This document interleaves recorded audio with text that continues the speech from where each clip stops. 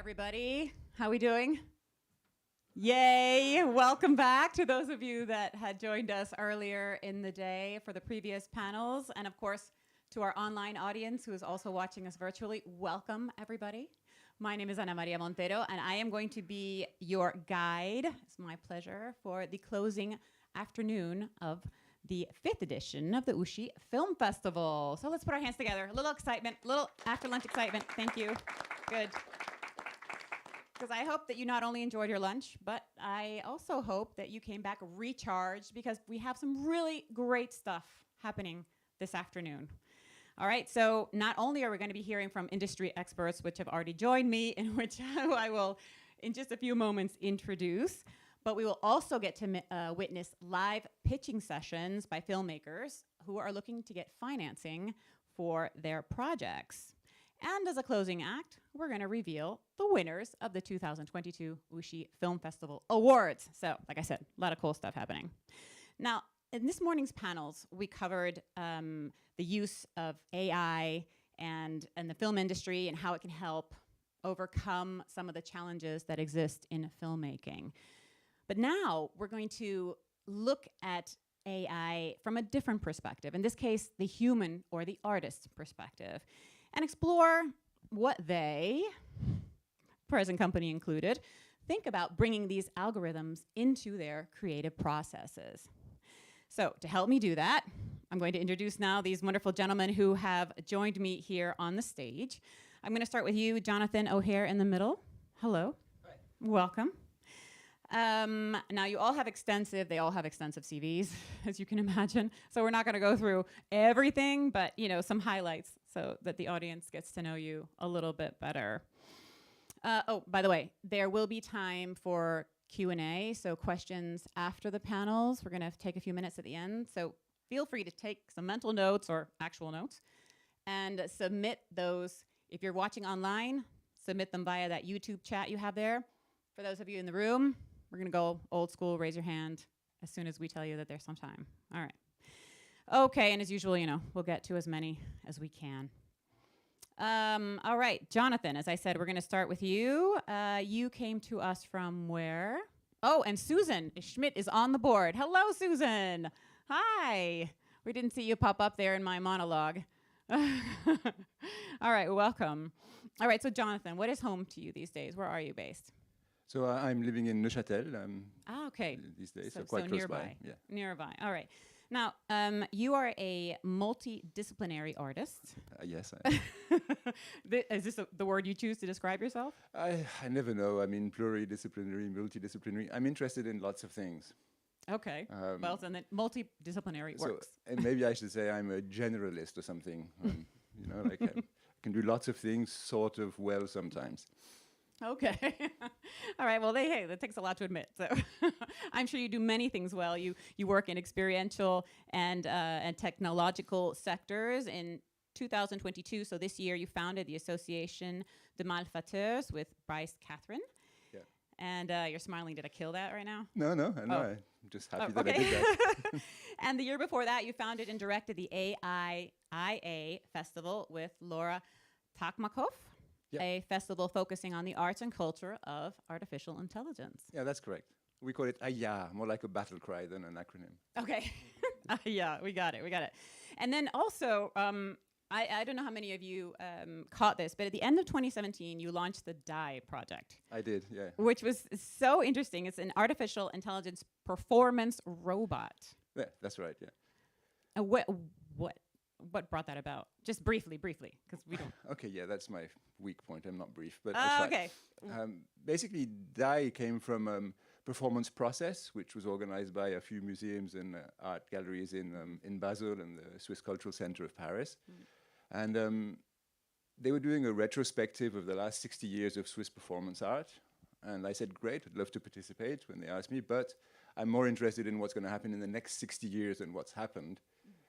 So I'd like to project, myself into the future and try and imagine what performance art could have become. So we started thinking about, smart fridges, smart coffee machines, all these smart machines that was starting to have their own identity crisis, their own existential crisis, and they need their own form of art and their own philosophy to respond to that. So we started imagining there'd be this robot, and from that hypothetical point in the future, we looked back to 2017 with Martin Rothenstrau and Timothy O'Hare that I did the project with, and tried to imagine what would be the starting point. And so we made DAI, but DAI is a long, long conversation. I can imagine. But you live in that space of art and technology coming together. I do. I didn't realize it until DAI, I think, that I've always been interested in mixing technology and other stuff, human interference and organic interference and stuff to create sort of organic glitches in the technology that I use. And I've always found that to be, interesting to me. But AI has actually just blown everything open in that regard. I mean, it's so full of questions, and it raises all sorts of essential human and societal questions that we need to answer, which have nothing to do with AI, but they're certainly getting a lot of focus through AI. And I think that if we do address these questions, then that's going to be a fabulous thing, and it's fabulous for the kind of art that I like to do. Well, we don't have so much time, but we are going to try to hit on some of those points later on. I should hope. I'm done. I'll stop. Okay. No. Thank you. All right, Susan. Hello again, or shall I say good evening to you? Joining us from Sydney. Yes, I'm usually in Sydney, but I'm in Queensland at the moment. So okay. Yes, it's nighttime outside, very dark. Okay, so this is your over dinner conversation? No, after dinner? No, later than that. Going to bed conversation. Yeah. Oh, goodness. All right. Well, thank you so much for staying up with us today to be part of this conversation. You're welcome. Thanks for having me. Yeah. Now, Susan, you're an experienced Sydney-based, now you're in Queensland at the moment, but producer working across both factual and drama in TV and features, utilizing broad creative and business know-how and experience. You recently produced a scripted feature film, Little Tornadoes. You're a producer on a modern Shakespeare scripted film, and in the development process across a slate of projects, including the horror thriller sci-fi script Hologram, written by a father and son duo, which we're going to hear about more later, as you will be also one of the producers pitching the projects during this session. And it caught my attention was also you're also very tech savvy in the sense that you hold a degree in commerce and media production. So you have a double major, a master in media production, and postgrad in transmedia online producing with a focus on AR, VR, and cutting edge technology production. So I feel like your background has really set you up for working in film today. Strangely, I was thinking about things that I'd done and how I arrived where I am today. And when I thought back about it, it's actually been, because that was in 2010, I did the AR VR course for a year, which we then were delving into things that didn't really exist. They weren't commonplace. And interestingly, I would sort of thought VR would take off. It hasn't quite yet in filmmaking, at least. It has in many other areas. But I realize it's been a long journey. And even before that, in 2009, I think it was, I was trying to get a hologram happening of Michael Jackson, which I realized afterwards I couldn't afford the music. But it's been a long process, and I'm back around to doing a sci-fi film now, or producing one, I'm hoping to do. And funnily enough, that's got AI in it, and the lead character's name is Susan, which it wasn't written for me, and I only picked it up recently. So it's quite a funny circle that it goes in. And what is if there is a number one criteria or a top criteria that you look for when you select a film or TV project? What is that? I would love to say it's the creative concept, but to be honest, it has to be the marketability, because it's such an expensive process. It's unlike any other art form. You need a huge team to do it. Well, unless you're making smaller video installations, I guess, but even that would be expensive. So you can't take a risk with anyone else's money. You have to know that it's going to do well. And that's where I think I'm very into using all the tools. And I realized I've been using them for a little bit now, even with my, for example, the documentary I'm doing, I'm using the text-to-speech tool to be able to do the track, narration guide track, and also to work out what length it is. And then I'm using other AI to make the images move. Even 2 years ago, I wouldn't have been able to do that. So as soon as something's available, I realized I'm pushing straight into it to try and use it in my filmmaking to make it work for what it's made for, which is a tool. I'm not scared by it. But what I've found, a lot of people that I talk to about Largo or in general about AI and filmmaking, there's a lot that are averse to it. And then there's a lot that are, wow, that's great. I didn't think about that. So for me as an artist, filmmaker slash artist, and I also like painting as well. So I do art and photography.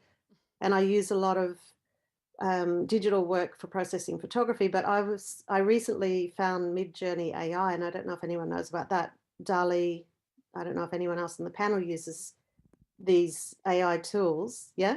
But I found Mid-Journey AI, and you get a certain amount of free uses before you have to subscribe, and I used mine up in 20 minutes. It was so much fun, and people are talking about being addicted to it. So I think the artists have embraced it a lot more than the filmmakers, but the filmmakers don't realize they're using it a lot when they're getting, the suggestions of what they should watch next, or, in marketing campaigns, it's used all the time now by the big film, really big studios actually have really embraced it. So it's the indie filmmakers are a bit slow, I think, to the party, perhaps. Some are, some aren't. Mm-hmm. Well, we'll definitely find out more about that a little bit later on. But it seems like, your cohort on the panel, we haven't introduced yet. Pierry Jaquillard is a digital designer. So maybe tell us a little bit more about exactly what that is. A digital designer, I would say, well, it used technology to create a design, and it's more screen-based, at least at the first time. I would say, the output would be virtual reality or augmented reality, or also like web-based project or web design, or it can be also interactive installation. I think it can be a lot of things, but it can also be just video and yeah. It's okay, I think. Okay. I think it works. Yeah. Yes, I think I've also lost sound. I think I'm sure they're working on it. Okay. As we speak. Can you hear us, Susan? Yes, I can hear you all. Okay. We were having a challenge with the audio, so while they work that out, maybe I'll speak louder. We'll project. So you graduated from ECAL. Yeah, exactly. Here in Switzerland. Exactly. In Lausanne, yeah. In Lausanne, yeah. So this has been kind of your stomping ground most recently. And now, as I understand it, you work as a freelance designer. So you do a lot of these things that you just mentioned. Yeah, exactly. I'm a freelance designer and also a teaching assistant in the school for 3 years now. So yeah, I'm helping the students with their project technically, but also conceptually. And yeah, on the side, I'm doing freelance projects. On the side. Yeah. And I'm not going to get you to admit your age or anything, but I'm willing to bet that you are a digital native. So was this just at what point did you say, okay, I'm going to combine technology with art? Was it something that was always just out there for you and you just embraced it? I think we are so used of technology. I grew up with video games, and something that interested in me a lot and entertained me a lot. And yeah, I think it's something that you want to get into your art. So I was interested in art, but also into this pop culture of video games and everything. So I think it's quite naturally that for me it came together. I think like not everybody's like me in my generation. I think it's not like everybody uses technology to do their art, but for me it's how it came up. Yeah. And how do you use AI in your art? So yeah, I use a little bit to conceptualize, and we use it also at school. We do some workshops about daily, for example, to really conceptualize and also criticize a bit of the AI and what it can do or what it cannot do, and yeah, how can it replaces us also in some way, or how can it be a tool and not really something that will replace us, I think. Which is, I think, there's a big fear factor there, right, on that. And we're going to get back to that. I just want to make sure we introduce our man at the end there, Uwe Schwarzwalder. Now, you come to us from across the Röstigraben, so you come to us from the German-speaking side. Yeah. Yes, so for those of us or those people in the room who don't know the Röstigraben, it's that kind of dividing, it's a fictional dividing line between, is it fictional? I don't know. I actually think it's pretty real. Between French and German-speaking Switzerland. Anyway, joining us from Zurich, and you've appeared in many films and TV productions in the US as well as Europe, short films, starred in features, A Tangled Web, and in the multi-award winning The Radicalization of Jeff Boyd, which you also wrote, produced, and directed. And presently, you can see him in Schatten im Paradies, which is a German crime TV series that takes place in Bodensee. Is that right? In Bodensee region, and this crime scenes has no murders, and so that's different. He wanted to have a concept which is different, all beautiful landscapes, but no murders, just like Ferrari thefts and stuff. Ah, okay. And then the new name in English is the Swiss Connection. Okay, but you also have done some work in the Swiss Tatort, so you do both. Yeah, that's coming out next year. Yeah, that's going to be fun. I haven't seen it yet. Yeah, I've seen a little footage, but that's always great as a German speaking part, native that appearing on the famous Tatort. Yes. So I'm going to be a fast biker there right at the beginning. Okay, all right. Okay, well, I'll keep an eye out for you. I watched Tatort, just in full disclosure. I watched Tatort. Anyway, now you spent also, we were chatting over lunch actually, you spent a lot of time in LA as well. Was there what was your big takeaway from your experience there?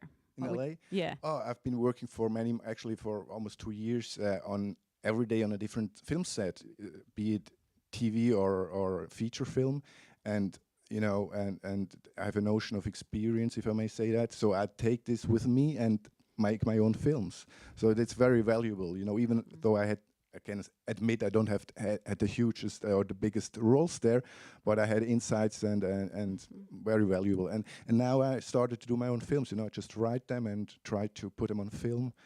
And so, yeah, and so I'm not coming from a corner from AI right now, because I'm not a technical person. I just, write and do a film. Very easy. But now I start to think a little bit more about AI. And it's very interesting because, I learn about it, and the whole process is really interesting and complementary too. Yeah. And as an actor, we discussed about, they touched on this in an earlier panel, the casting, how AI is using how casting is being done more through AI. Yeah. Yeah. Oh, what does that mean?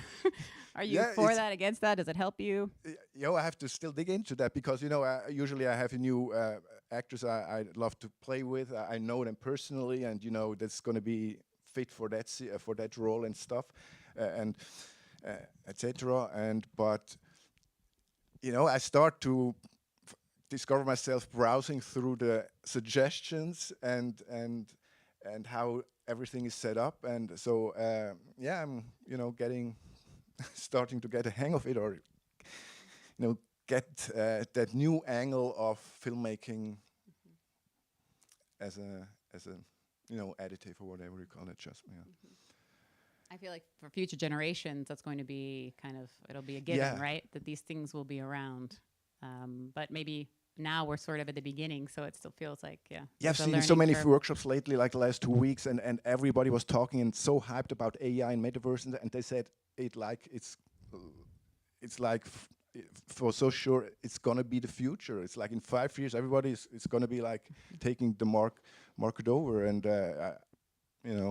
that's how it's gonna be. So we have to accept it, I guess, in a positive way. Susan, just as a side note, please feel free to wave your hand or so if you want to speak, or jump in, but just in case. Yeah, okay.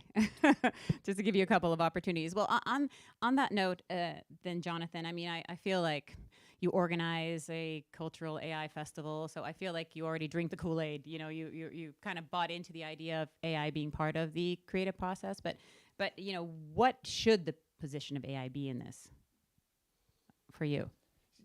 I think it's it's multiple, right? Because there's lots of different versions of AI. It's not kind of like AI is one thing that we're talking about. Sometimes when we start talking about the metaverse and stuff like that, then we're deep into general artificial intelligence and human equal intelligence, and we're into all sorts of different types of questions, like what's going to happen when we become virtual in a world where there's virtual avatars of an AI where we can't necessarily recognize if it's a human or an AI, and you know, and all of these questions. And then there's the question of the tools. I mean, all the tools everybody uses already.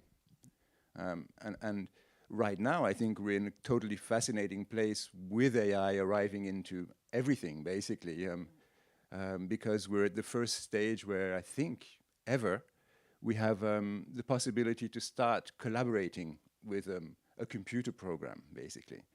And that's amazing. I mean, it's a completely massive shift in how we, you know, how we deal with the computer. You use computer, it's a tool, you tell it to do something, it hopefully does it, or you have to find a way to tell it to do something you want it to do. And then suddenly you have AI, which can actually come up with ideas, can respond to you, can generate images from a conversation, can start suddenly having more of a, you know, a creative input, a direct creative input. I mean, you could start, so okay, say maybe for somebody who has problems having ideas. Some people have problems having ideas, some people have loads of ideas. So suddenly that person might start using GPT-3 or a text generating AI to generate ideas. So it might enter into a conversation with it. I was doing that with Schmidt. Schmidt is a multimodal AI that we made for the AiiA festival. Multimodal, meaning it deals with images, sounds, music, and words in the same latent space. So kind of like if I say a bag, you have an idea of a bag, and you have all sorts of images of bags in your head, and they're all associated to the word bag, to sounds of bags, be they plastic, leather, or whatever, and all these things belong to bag in your mental space. So a multimodal AI does that. It sort of links images and links text and can link sounds and generate music from all of these things. And we kind of added a chatbot to that so we could dialogue with it. So we have this AI, which we call Schmidt, who can you know, talk to you, generate images, generate the sounds which fields might be associated with those images. So you can really sort of start like creating stuff. What the artist did last year was, for example, compose and design an experimental opera with Schmidt.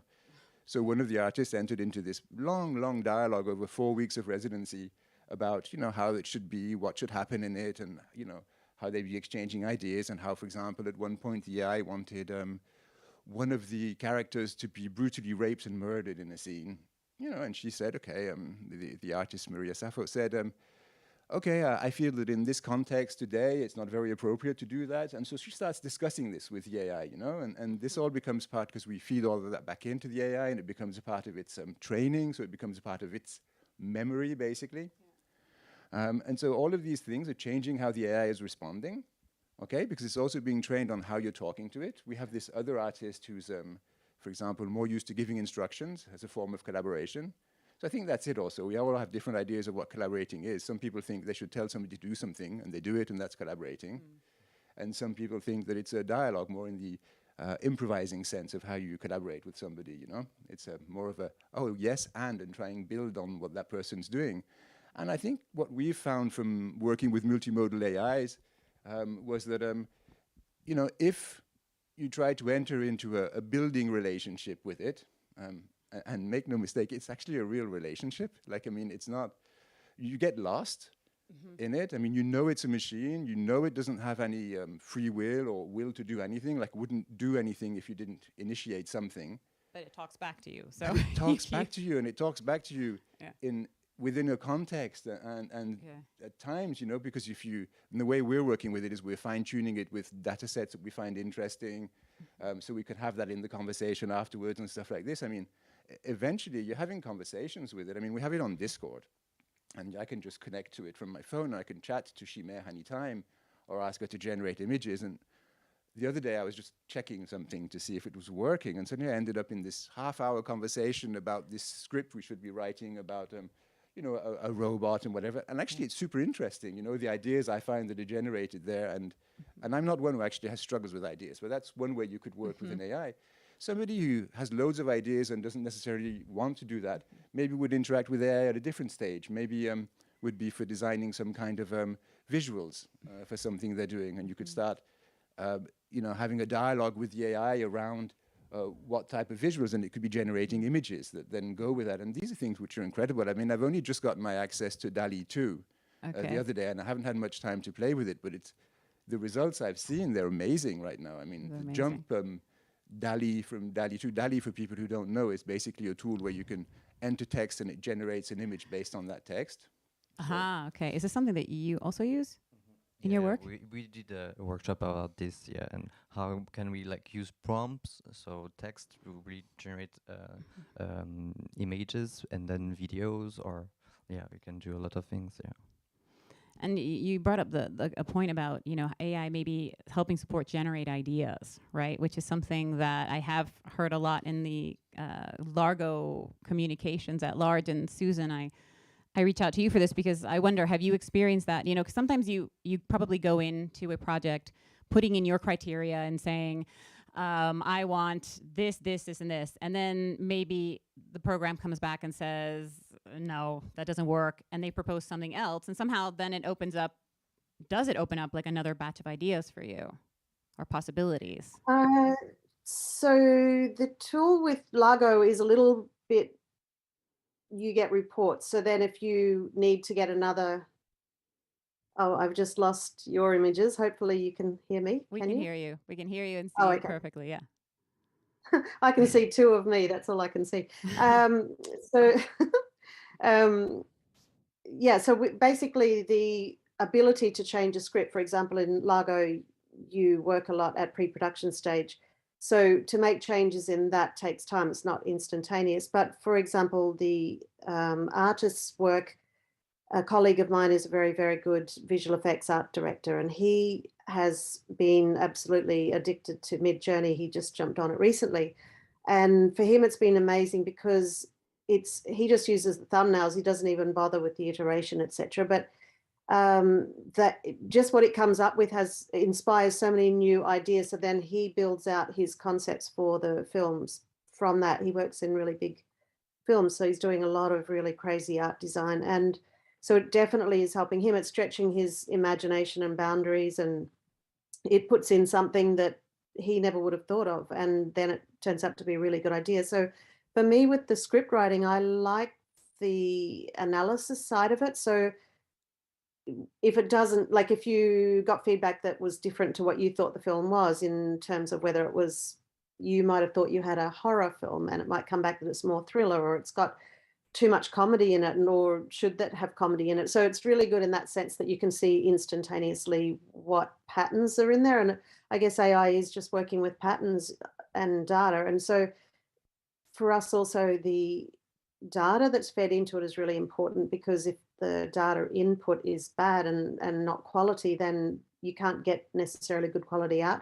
Whereas for the visual AI, I think it's a little bit different, because there's no criteria and no structure necessarily. So you can work in a lot more fluid way. That's my feeling anyway. That might not be for everyone. Well, then, should AI be a tool to augment creativity, or can it be the creator itself? I think it should augment the creativity of the person, the artist or the designer, to help and support what you are making, especially in the context of the school. You are alone making a project, you're not a team of a developer, or you're just on your own and you have to develop projects. So it's quite easy to, okay, I'm doing 3D, maybe I need texture for these objects, and I can just go to DALL-E, write the texture I want, and it will generate an image, and then I can use that. So like this, you can really, how do you say, you can really save time on the creative process, and I think it's really nice. And then you have also how we talked about the ideas and more the collaboration with the AI, and I think that's also interesting. And I think it should really support, and not really replace like somebody, like for example, if you need like a voice over a film, and you can generate this with AI, but is it like worth it if you're not paying somebody? Maybe okay, it's financially a better idea, but then is it it's a question I'm asking myself. Is it just everything synthetic and not really I think authentic? with that, it's a good point. I've been playing with the AI to create the voice tracks for things, and no matter how much I play with it, and you can spend a lot of time playing with the intonation, etc., but you can't get the same personal and human emotions that a human creator will get. So I think it's a really handy tool, like everyone's saying, but to say that it's going to be able to jump to leaving the human out of the equation, I don't think, hopefully it won't ever get there, but I don't think it will. And I think people working with the tools actually really appreciate what it can do for you in terms of efficiency and speed and automating processes and creating new ideas and perhaps augmenting human cognition and that kind of thing, and reducing labor costs, perhaps, although I think the new AI might increase costs because then it creates amazing designs that you have to create. But I think it can work hand in hand, and I think it's a really great tool then to not be afraid of and to use in filmmaking as well as in art and design. Yeah, totally. I think it's a good thing to sketch a bit of the ideas or like a general idea or something, and then you will create or you will respond to it as the creator, as an artist, and work really in collaboration and not really just do the work just through AI. But it's also a great tool to organizing stuff. For example, when you have like huge data set, a lot of images, or I don't know, you can really use AI also to sort everything out, to have like something really nicely organized. And I think it's also a thing that we don't really think about when we talk about AI.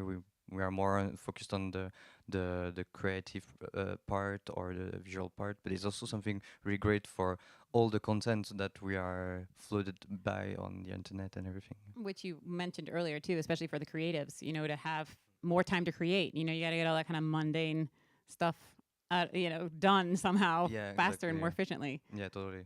So you can then focus. So AI is the creator. AI as a fundraiser, if it's going to help me. Okay. I mean, that's what I want. I want an AI to do the accounting and the fundraising and that stuff, you know, that I'm actually doing for the AI right now. But never mind, that's my own twisted problems, I guess. I mean, I feel like I'm much more of Dai's slave than the opposite for now.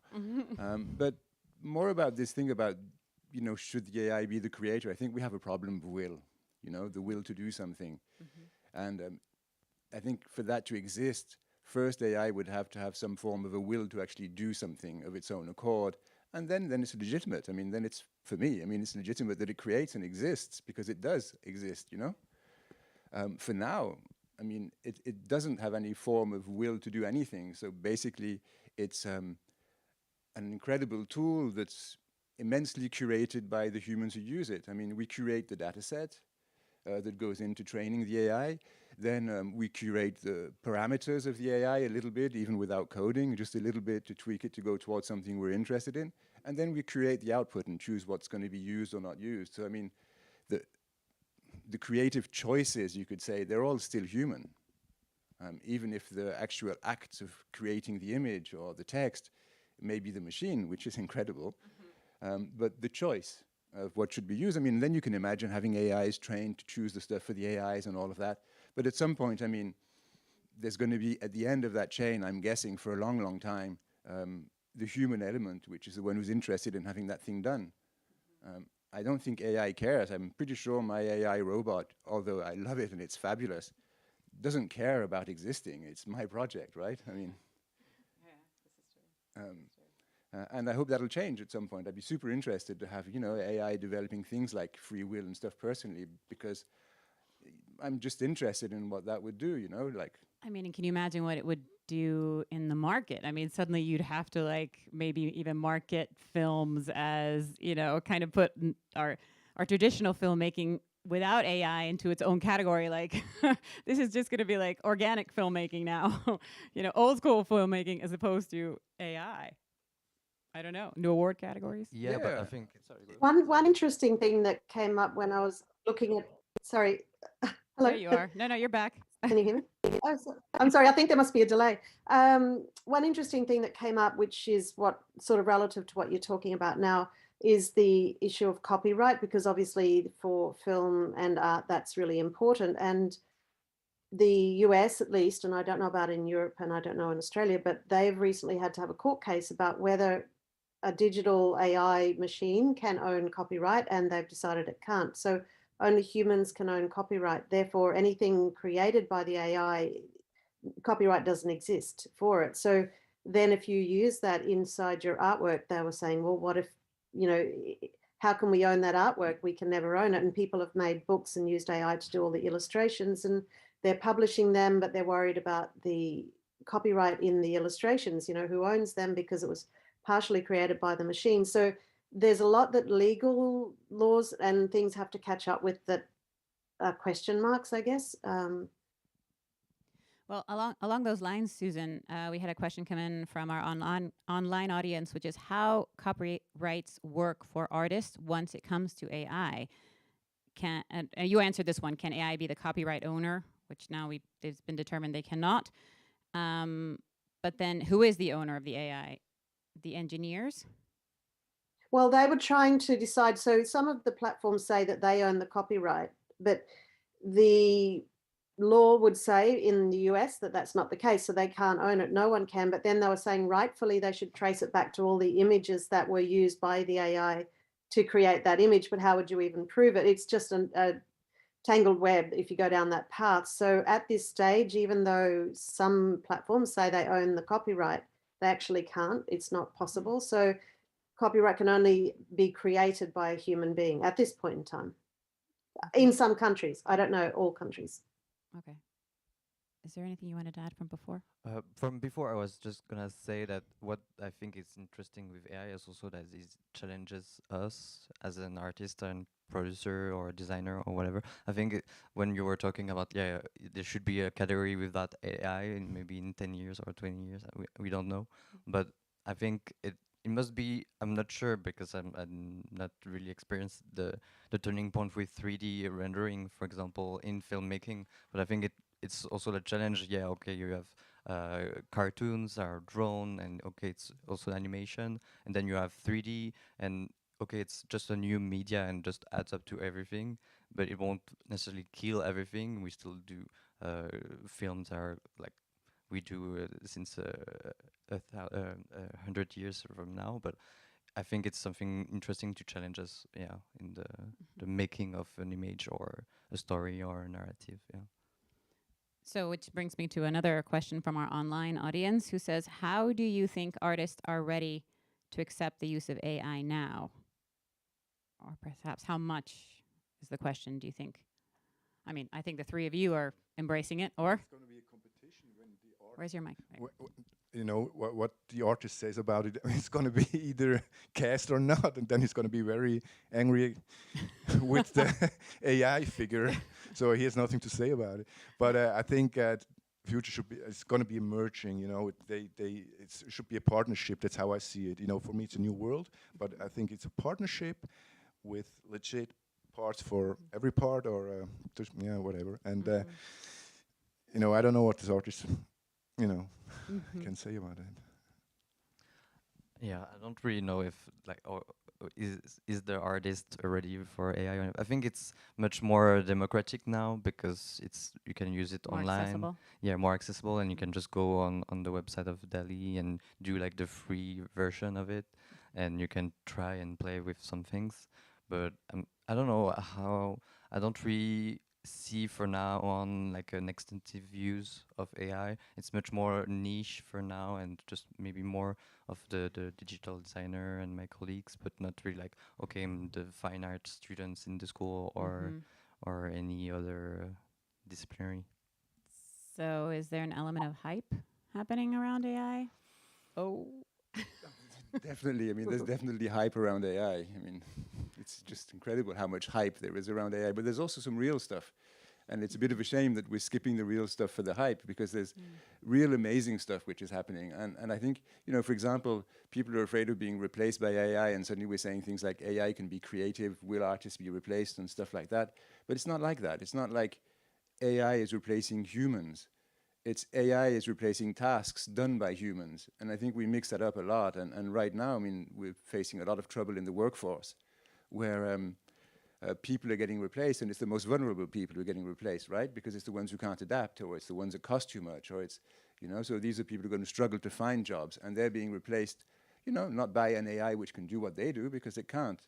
I mean, think of that. I mean, just going into anybody's house, finding coffee, making yourself a coffee and drinking it.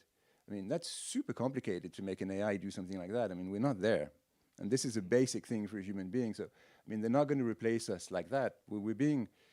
People are losing jobs because, you know, AI is doing tasks. And suddenly there's so many tasks which are replaced in a company. And so you can fire some people, or you can choose to not fire them and use them to develop something else. And these are the choices we need to make. And these are the problems we're facing with AI. And I think, you know, it's super important to understand that all of these problems, or at least most of them, but pretty much all, are human. You know, we have these problems before AI. They're sort of amplified with AI. It's a great opportunity to see them, acknowledge them, and deal with them, which we may or may not do, and that's going to be our future. But it's not about, is AI coming? Are we ready? No, we're not ready. Yes, it's coming. You know, I mean, yes, it's already here. And, you know, it's not an evil intent, and it's not Skynet from Terminator. It's something way more human, which is going to happen. People are going to be greedy, fire other people to make profit, you know, and this is just basic capitalism for you. I think that we're going to have us problems. Well, that's my opinion. Well, and that's why you're here. So thank you. Another question is, what is the realistic usage of the AI by the artists and filmmakers in the future?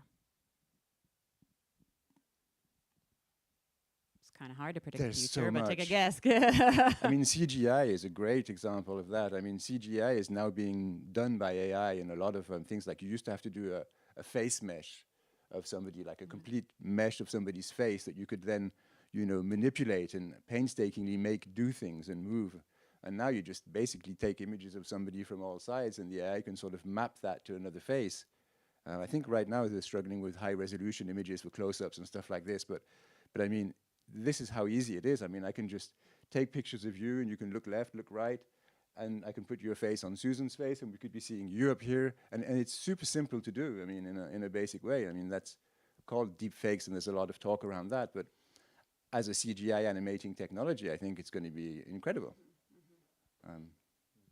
Yeah. What I found really, sorry, shall I go? Yes, go ahead, Susan.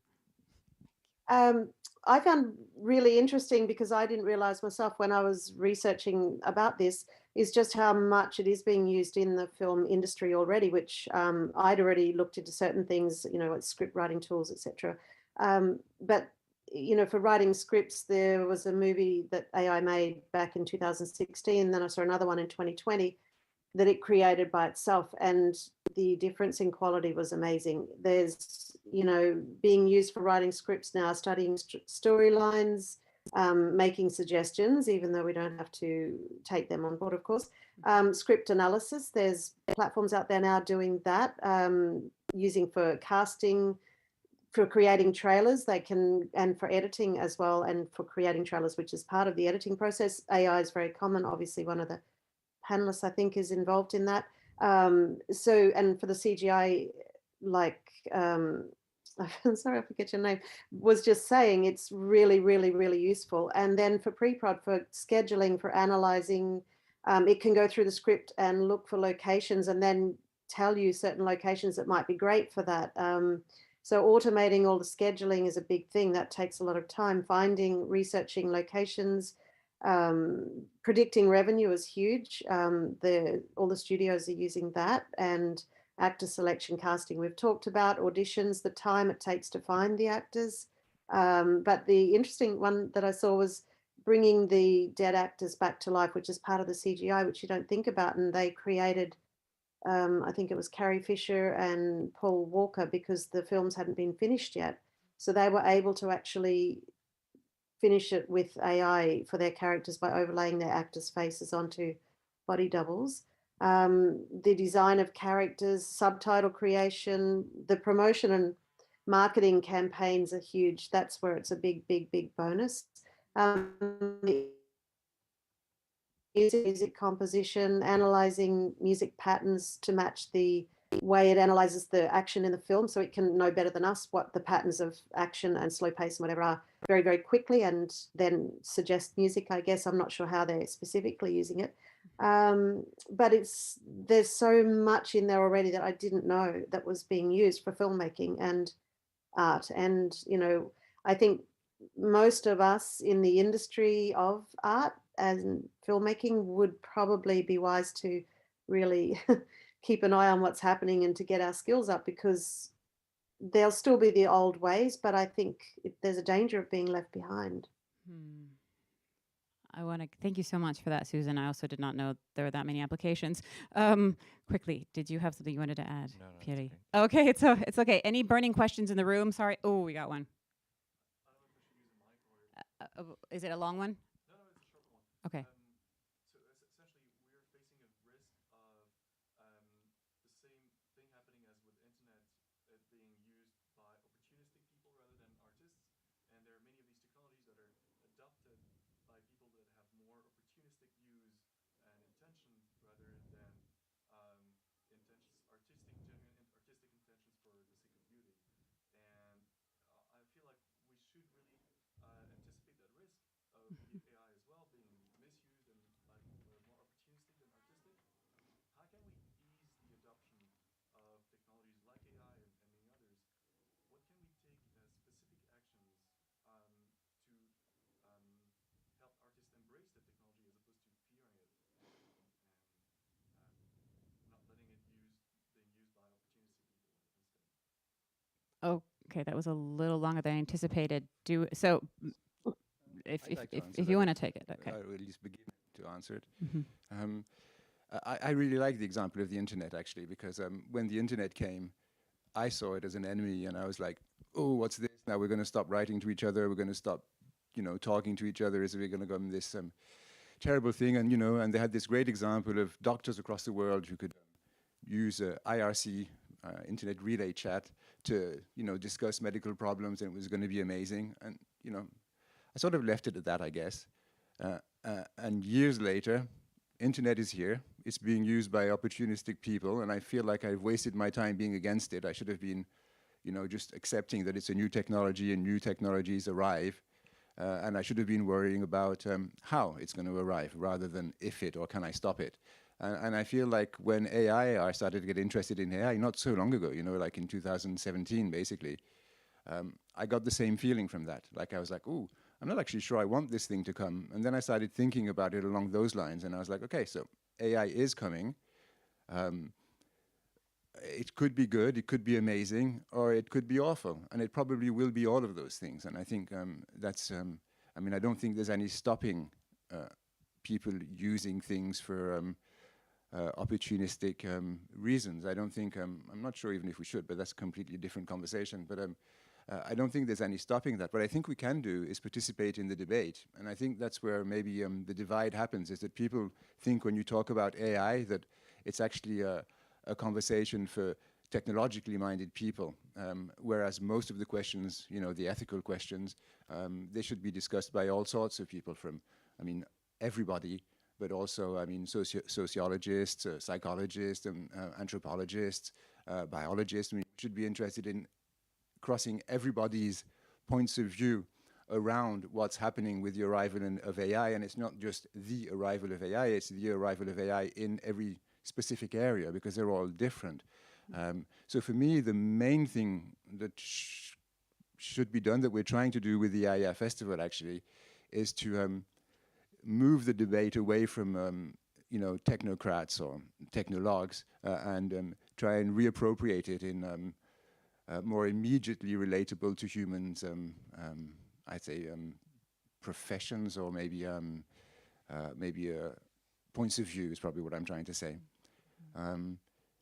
I do think it's super important. This is one thing I found out when we were touring DAI, the robot, because we tour it and it would do a 15-minute performance, and then there'd be a short discussion. And the discussion was always like 45 minutes in the end, because that was the maximum time we had until the next performance of DAI. And people were really interested. And as soon as they had the object and the possibility to discuss it, and these are, in contemporary dance festivals, but also in science museum contexts where you have families, dancers, and all sorts of different people, everybody suddenly understands that the questions that need to be answered, they could answer them, and they should participate in the debate. Okay, I feel like I've gone around twice now. So. Thank you. Hopefully that sort of begins to answer the. Thank you, and you can take that up with him over the break, but we do have to say goodbye now because we are out of time. But thank you all. Thank you for joining us today, gentlemen. It was such a pleasure. Susan, thank you for staying up with us in Queensland to join our conversation. All right, and to all of you here, we hope that you will come back and rejoin us in about 10 minutes now for our next conversation with industry experts that will be joining us right here, same stage. And yes, thank you again for being with us, and we'll be back in about 10 minutes.